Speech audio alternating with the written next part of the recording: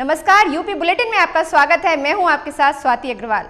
खबरों की शुरुआत करते हैं बुलेटिन के साथ। समाजवादी पार्टी के नेता मुलायम सिंह के छोटे बेटे प्रतीक यादव और उनकी पत्नी अपर्णा यादव आज उत्तर प्रदेश नए मुख्यमंत्री योगी आदित्यनाथ से मिलने लखनऊ स्थित वीवीआईपी गेस्ट हाउस पहुंचे। वहीं अपर्णा यादव हाल ही में संपन्न हुए विधानसभा चुनाव में समाजवादी पार्टी के टिकट से चुनाव लड़ी थी, लेकिन उन्हें हार का मुंह देखना पड़ा था। आपको बता दें कि अपर्णा को कांग्रेस से बीजेपी में शामिल हुई रीता बहुगुणा जोशी ने हरा दिया था। राजनीतिक गलियारे में इस मुलाकात को लेकर कई मायने निकाले जा रहे हैं। हालांकि इसे नए सीएम से महज एक मुलाकात के रूप में भी लिया जा रहा है। इस मुलाकात के बाद चर्चाओं का बाजार गर्म हो गया है। एक बार फिर से योगी के साथ अपर्णा की रिश्तेदारी की बात भी सामने आ रही है। गौरतलब है कि योगी आदित्यनाथ पिछले कुछ दिनों से वीवीआईपी गेस्ट हाउस में ही रुके थे और सभी बैठकें वहीं पर कर रहे हैं। मुलायम सिंह यादव की छोटी बहू अपर्णा यादव ने लखनऊ कैंट से विधानसभा चुनाव लड़ा था। आपको यहीं पे बता दें कि समाजवादी पार्टी के नेता मुलायम सिंह यादव के छोटे बेटे प्रतीक यादव और उनकी पत्नी अपर्णा यादव आज यूपी के नए मुख्यमंत्री सीएम योगी आदित्यनाथ से मिलने लखनऊ पहुंच गई हैं। वे उनके वीवीआईपी गेस्ट हाउस में पहुंच गई हैं। तो वहीं प्रदेश की सरकार बदलते ही पुलिस महकमा भी बदलता नजर आता है और गाजियाबाद की पुलिस जो लॉ एंड ऑर्डर पर सुस्त नजर आती थी, वह हर पल चुस्त और दुरुस्त नजर आ रही है। इसी कड़ी में गाजियाबाद पुलिस ने देर शाम से रात तक पौष इलाके आरडीसी में आते जाते लोगों में संदिग्ध लोगों की जांच की।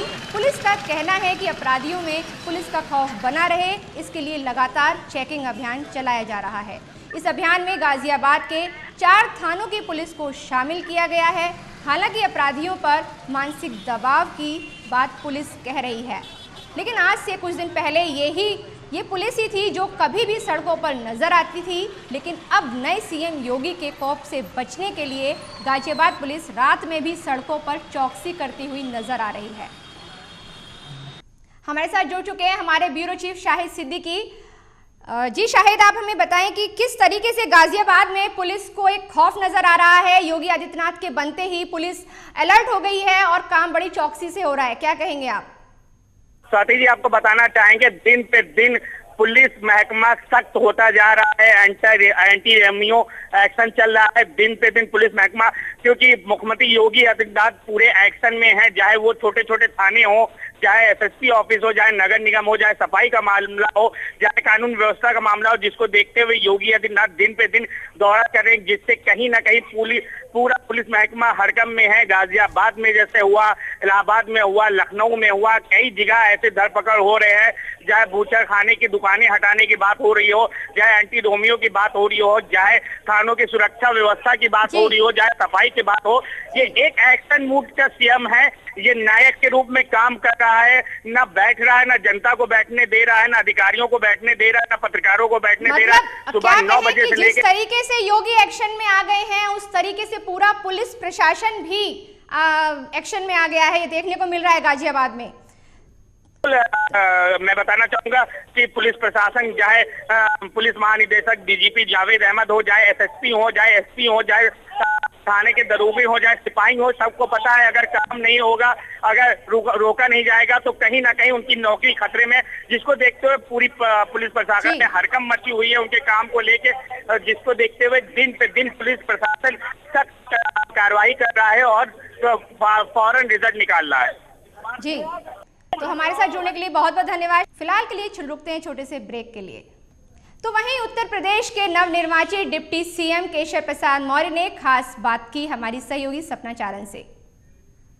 में जो भी आवश्यक फैसले होगी लेगी और उत्तर प्रदेश को विकास के पथ पर आगे ले। जो आपको जो विभाग मिले उनसे क्या आप खुश हैं? हाँ, निश्चित खुश है। इतना बड़ा काम पूरे उत्तर प्रदेश को बढ़िया बनाने का, रोडों को ठीक करने का दायित्व मिला है, उससे हम संतुष्ट हैं। सर, ये और आगे किस तरीके से आप किन चीज़ों पर ज़्यादा फोकस करेंगे? विकास का हर क्षेत्र उत्तर प्रदेश को जिससे नंबर 1 बन सके, वह हर कार्य भारतीय जनता पार्टी की सरकार करेगी। धन्यवाद। तो ये थे हमारे साथ केशव प्रसाद मौर्य, जो कि उप मुख्यमंत्री हैं उत्तर प्रदेश के। कैमरा पर्सन तनवीर अली के साथ सपना चारण, साधना प्लस, दिल्ली। तो वहीं श्रम एवं सेवा योजना मंत्री स्वामी प्रसाद मौर्य ने हमारे सहयोगी शाहिद सिद्दीकी से बात की। आइए आपको सुनाते हैं। अब विभागीय कार्यों की बिना समीक्षा किए उस पर कुछ भी अभी बोलना जल्दबाजी होगी। अब पहले तो विभागीय अधिकारियों के साथ बैठक करूंगा, विभागीय समीक्षा करूंगा, पूर्व में क्या हुआ है क्या नहीं हुआ है इसकी जानकारी लूंगा, आगे क्या करना है तत्पश्चात विचार करूंगा। सबका साथ सबका विकास जैसे एक स्लोगन है भारतीय जनता पार्टी का, इस पद को लेकर कितना आगे चलेंगे?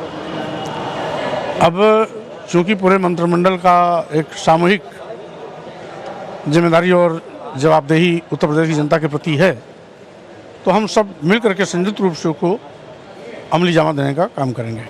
ये हमारे साथ मंत्री स्वामी प्रसाद मौर्य थे। श्रम सेवा नियोजन का कार्यभार मिला है और श्रम सेवा नियोजन में अभी जो पूर्व की सरकार थी बहुत काम थे, मजदूरों का वेतन, मजदूरी भत्ता, कई ऐसे मांग हैं, कई ऐसे टास्क हैं जो कहीं ना कहीं स्वामी प्रसाद मौर्य के लिए आगे बने हुए हैं। इस टास्क को लेके कितने आगे जाते हैं और कितना इस भत्ते को और मजदूरी भत्ते को आगे ले जाते हैं श्रम सेवा नियोजन के माध्यम से, ये तो समय बताएगा। कैमरामैन संदीप के साथ मैं साहिद सिद्दीकी, साधना प्लस न्यूज़, लखनऊ। तो वहीं शहरी विकास मंत्री सुरेश खन्ना ने साधना प्लस से खास बातचीत में क्या कुछ कहा, आइए आपको सुनवाते हैं। पार्टी में क्या कहना चाहेंगे इतनी बड़ी जिम्मेदारी से? मैं पार्टी के प्रति आभार प्रकट करता हूं कि उन्होंने हमको इस लायक समझा, इतनी बड़ी महत्वपूर्ण जिम्मेदारी दी है। हम कल विभाग को समझ लें, कल बात करेंगे। सर, इस पद को लेके काफ़ी खींचातानी रही है, पिछली पार्टियों में कई चीज़ें लूपहोल हुई है जिसकी अभी तक जांच नहीं हो। क्या आपके नॉलेज में कोई चीज़ आती तो उसकी जांच होगी? देखिए, कल इस बारे में सब बात करेंगे। सबका साथ सबका विकास, सबका साथ सबका विकास ही हमारा मुख्य एजेंडा है और इसी के आधार पर काम करेंगे। ये हमारे साथ मंत्री सुरेश खन्ना जी थे जिनको नगर विकास मंत्री पद की बहुत बड़ी जिम्मेदारी, ये पद अभी तक आजम खां के पास था जो बहुत बड़ा पद माना जाता था, जिसको लेके कई बार कई बात भी कही गई, कई अड़चने भी आई। नगर विकास मंत्रालय को लेके सुरेश खन्ना जी कितने आगे जाते हैं और इसके जो दायित्व हैं किस तरह निभाते हैं, ये तो समय बताएगा। कैमरामैन संदीप के साथ मैं साहिद सिद्दीकी, साधना प्लस न्यूज़, लखनऊ। वहीं बेसिक शिक्षा विभाग मंत्री अनुपमा जायसवाल ने कहा है कि सभी शिक्षकों का सम्मान हो और वे अपनी जिम्मेदारियों का निर्वहन करें। अनुपमा जायसवाल ने खास बात की हमारी ब्यूरो चीफ शाहिद सिद्दीकी से, आइए आपको सुनवाते हैं। ये सोच समझकर विभागों का बंटवारा हुआ है और माननीय मुख्यमंत्री जी ने मुझे जिस विभाग के लायक समझा वो दिया। मैं बहुत खुश हूँ, उनका धन्यवाद करती हूँ और पूरे प्रदेश नेतृत्व का, माननीय राष्ट्रीय अध्यक्ष जी का आभार व्यक्त करती हूँ।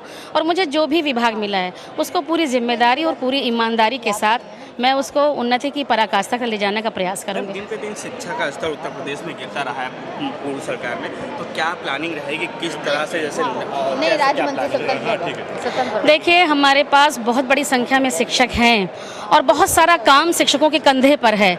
मैं चाहूँगी कि शिक्षकों को भी पूरा सम्मान और सुरक्षा मिले और साथ ही साथ जो शिक्षकों की जिम्मेदारी है वो उस जिम्मेदारी को पूरी तरीके से निर्वहन करें, ऐसा मैं प्रयास करूँगी। उत्तर प्रदेश में अभी इम्तिहान हो रहा है, एग्जाम हो रहा है, नकल अभी भी नकल हो रही है, क्या कोई कानून ऐसा बनेगा कि नकल रुके? देखिए, अब आज शुरुआत हुई है और आगे मैंने कहा ना, विभाग के लिए और इसको समृद्ध करने के लिए जो भी ज़रूरत होगा वो मैं करने का प्रयास करूँगी। ये हमारे साथ मंत्री अनुपमा जायसवाल थी जिन्होंने बेसिक शिक्षा विभाग मिला है और उत्तर प्रदेश में जो शिक्षा का स्तर गिरता आ रहा है उसको आगे बढ़ाएंगे और शिक्षा के स्तर को और बेहतर करेंगे। शिक्षा का स्तर और कितना बेहतर होता है ये तो समय बताएगा। वहीं स्टाम्प विभाग के मंत्री नंद गोपाल गुप्ता ने संकल्प पत्र को ध्यान में रखते हुए सबका साथ सबका विकास की बात कही और हमारे ब्यूरो चीफ शाहिद सिद्दीकी से क्या कुछ कहा, आइए आपको सुनवाते हैं। गोपाल गुप्ता जी हैं, आज उनको फिर वही पुराना विभाग मिला स्टाम्प। आइए जानते हैं इस विभाग को किस तरह से निर्वाह करेंगे, क्या क्या सर, क्या आगे की प्लान? आगे क्या प्लान है? हम लोग का जो लोक संकल्प पत्र है उसको ध्यान में रखते हुए माननीय आदरणीय प्रधानमंत्री नरेंद्र मोदी जी, सबका साथ सबका विकास, हम पीछे भी इस मंत्रालय में थे तो हमने गरीबों के लिए स्टैम्प ड्यूटी 2% से कम करके 1% वो जो रजिस्ट्री फीस लगती है उसको कम किया था। 5-5 किलो 10-10 किलो की रजिस्ट्री हो जाती थी, मोटा सा ढो के ले जाता था आदमी फोटो स्टेट करा के। हम ई स्टैंपिंग व्यवस्था ले आए कि आदमी बैंक में पैसा जमा करे, 25 लाख का स्टैम्प एक कागज़ में मिल गया। तो हमने अच्छा किया था, अच्छा करेंगे। सर, अभी बहुत बड़ा बोझ आता है कि गरीबों को, किसानों पे इसका रेट काफ़ी ज़्यादा रहता है, कहीं किसान उसको नहीं कर पाते, रजिस्ट्री नहीं करा पाते, प्रॉपर्टी ले लिया तो रजिस्ट्री, तो कुछ ऐसा होगा सबके हित का कोई काम? जहाँ भी इस तरह का असमंजस होगा हम लोग बैठ करके जिलाधिकारी से बात करके उस सर्कुलेट को या कुछ भी जो भी इस तरह की असुविधा होगी या अनियमितता होगी उसको ठीक करें। सर ई गवर्नेंस आ रही, कुछ नई टेक्नोलॉजी? नई टेक्नोलॉजी तो है ही है, हमने तो कर दिया है पहले ही, अभी और करेंगे जो भी हो सकता है बेहतर। ये हमारे साथ मंत्री नंद गोपाल गुप्ता नंदी जी थे, जो स्टाम्प मंत्रालय इनके पास पहले भी था और फिर वही मंत्रालय मिल गया जिसकी उनको जानकारी थी और उसको ई गवर्नेंस में लेके ई गवर्नेंस को लेके आगे चल करेंगे और स्टाम्प ड्यूटी को कम करने की बात करें। ये तो समय बताएगा, सबका साथ सबका विकास लेके स्टाम्प ड्यूटी को कम करते हैं या और आगे बढ़ाते हैं। कैमरामैन संदीप के साथ मैं साहित्य सिद्दीकी, साधना प्लस न्यूज, लखनऊ। वहीं यूपी बुलेटिन में इतना ही। देश और दुनिया की तमाम खबरों के लिए आप देखते रहिए साधना प्लस। नमस्कार।